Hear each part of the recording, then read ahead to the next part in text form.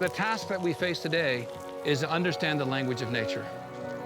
My mission is to discover the language of nature of the fungal networks that communicate with the ecosystem. And I believe nature is intelligent.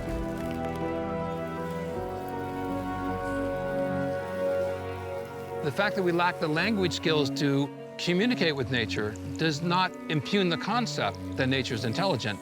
It speaks to our inadequacy for communication.